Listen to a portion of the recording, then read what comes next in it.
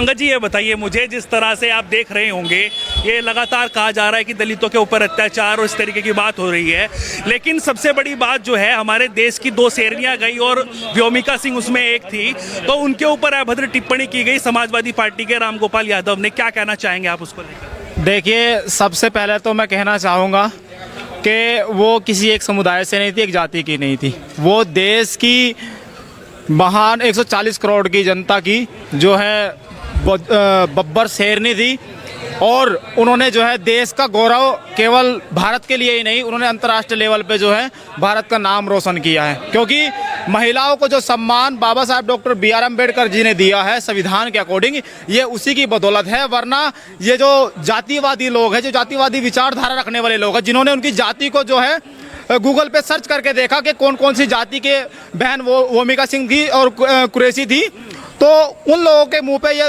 तमाचा है, क्योंकि ये संविधान की बदौलत हो पाया। वरना उनके द्वारा जो बनाया गया संविधान है उसमें तो बहन बेटियों को घर से बाहर निकलने तक की इजाज़त नहीं थी। और आज हमें गर्व महसूस होता है जो बाबा साहब ने सबको समानता का अधिकार दिया इस देश के संविधान में, और हमारे देश की बेटियां आज विदेशों को और आतंकवाद को मुंह तोड़ जवाब देने का काम करती है अंतर्राष्ट्रीय लेवल पे।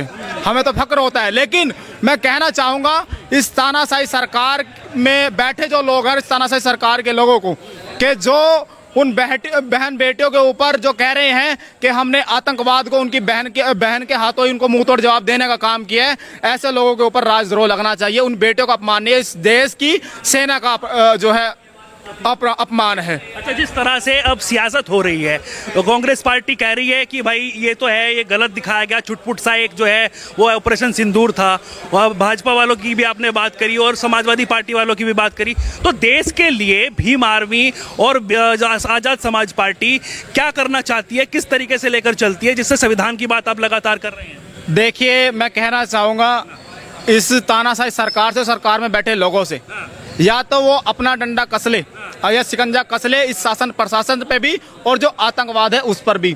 वरना इस देश में ऐसा कोई सा जिला नहीं जो भीम आर्मी से हिला नहीं, ऐसी कोई सी गली नहीं जहाँ भीम आर्मी की चली नहीं। भीम आर्मी का झंडा और डंडा दोनों मजबूत है, ये याद रखे। और यहाँ के अगर शासन प्रशासन से और यहाँ की जो राजनीतिक पार्टी अगर उनसे देश नहीं चल रहा है तो वो अपना झोला उठा के निकल चले। रामगोपाल यादव और अखिलेश यादव तो PDA का नारा लेकर चल रहे हैं। अरे PDA का नारा तो वो इसलिए लेकर चल रहे हैं, कभी तो वो कहते हैं PDA का मतलब पिछड़ा और A का मतलब अगड़ा। तो ये जैसे देखिए तवा प्रांत वहीं दलित भी है बीच में, जी बीच में दलित भी है, मैं मानता हूँ।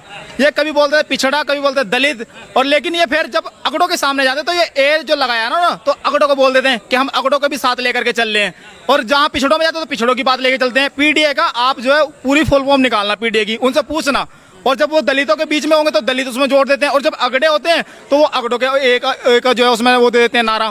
तो दलित पिछड़ा और अगड़ा जोड़ देते हैं ये लोग, ये दलित पिछड़ा अल्पसंख्यक जोड़ देते हैं।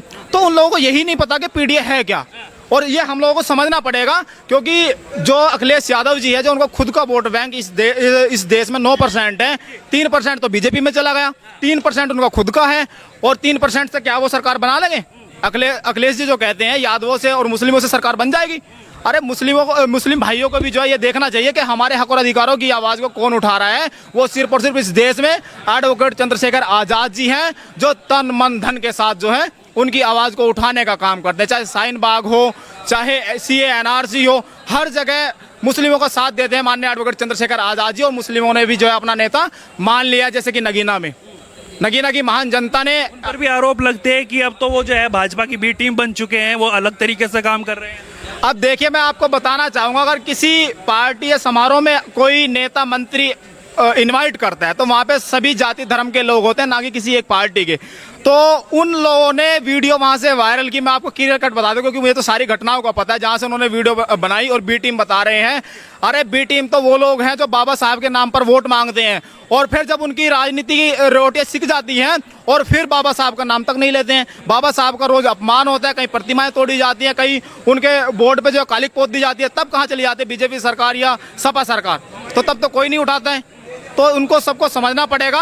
और इस देश में जो तादाद है बहुजन समाज की 85%, उनको अपना नेता चंद्रशेखर आज़ाद को मान लेना चाहिए। वही एक ऐसे नेता हैं अब जो SC ST OBC माइनॉरिटी मिल संपूर्ण बहुजन समाज की आवाज़ को बुलंद करते हैं और पार्लियामेंट के ऐसे अकेले व्यक्ति हैं। ऐसे मायावती जी अब कोई महत्व नहीं रखती, मायावती जी को साइड कर दिया गया है। देखिए माननीय बहन जी हमारी आदर्श नेता हैं, आदर्श नेता थी, हैं और रहेंगी, लेकिन समय समय की बात है, प्रकृति परिवर्तन मांगती है।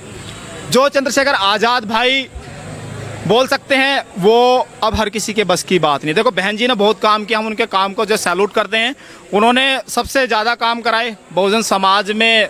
जब से हमने अपना जीवन देखा है तो इतनी आवाज़ किसी ने नहीं उठाई, लेकिन अब समय चंद्रशेखर आज़ाद भाई का है। बहन जी कहीं ना कहीं थोड़ा बैकफुट पे आई है और मैं कहना चाहूँगा कि अब चंद्रशेखर भाई को मौका देना चाहिए और दोनों को एक साथ होना चाहिए। मैं तो ये भी कहूँगा, लेकिन जब सेकुलर देश की बात होती है और ये बात होती है कि हम जातिवाद को खत्म करना चाहते हैं, तो फिर दलित, पिछड़ा और ब्राह्मण, त्यागी समाज और राजपूत और गुर्जर ये कहाँ से आ गया? ये तो सब एक है ना।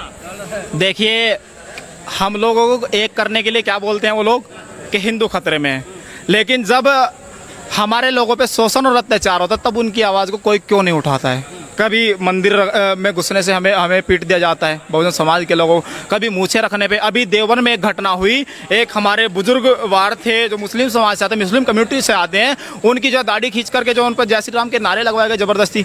तो कहाँ से हम लोग उनको मान लें कि ये हमारे हक और अधिकारों की आवाज़ को उठा सकते हैं, हमारे लिए लड़ाई लड़ सकते हैं और हमारे अंदर भाईचारा पैदा कर सकते हैं? तो ये बिल्कुल संभव नहीं है।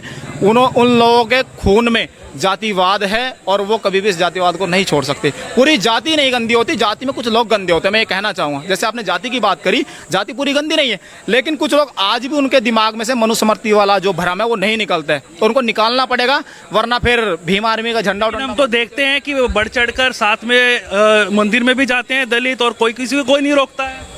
लेकिन JNU की अगर हम बात करें तो वहाँ पर नारे लगते हैं, तिलक तराजू और तलवार, इनको मारो जूते चार। इस पर क्या कहना चाहेंगे? भाई साहब मैं कहना चाहूँगा आपको कि ये लोग कि आप मुझे एक घटना बता दो कि जहाँ पे दलितों को मंदिर पे आसानी से घुसने दिया हो। मैं आपको बहुत सारी घटनाएं गिनवा दूंगा, जैसे मैंने मुँह से रख रखी ना, बहुत चुभती हैं लोगों को। अभी राजस्थान में जितेंद्र मेघवाल भाई को मुँह से रखने पर मार दिया था, अच्छे कपड़े पहनने पर मार दिया गया था।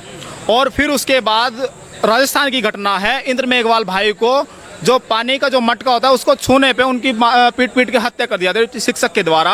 और फिर ऐसी बहुत सारी घटनाएं हैं जहां पे दलित लोगों को जो है मंदिर में घुसने से जब पीटा गया है। मैं बहुत सारी गिनवा दूंगा, आपको स्टेटमेंट दे दूंगा मैं वो भी। वो तिलक तराजू तलवार वाली तो बात बताइए ना आप। उस तराजू और तलवार, इनको मारो जूते जार, ये उन लोगों के लिए जो धर्म मजहब की लड़ाई कराता है, ये हर किसी के लिए नहीं है भाई। अगर मैं किसी के धर्म मजहब पे उंगली उठाऊंगा तो मेरे भी जूते चार लगेंगे, और जब वो लोग किसी के धर्म मजहब पे उंगली उठाएंगे तो उनके भी जूते चार लगेंगे। अब चाहे उसमें आप किसी को भी ले सकते हैं, लेकिन यहाँ की जो मीडिया है, जो गोदी मीडिया है, वो हमेशा बीजेपी को कर दिया कि ये तो बीजेपी के लिए है, तिलक तराजू और तलवार, इनको मारो जूते चार।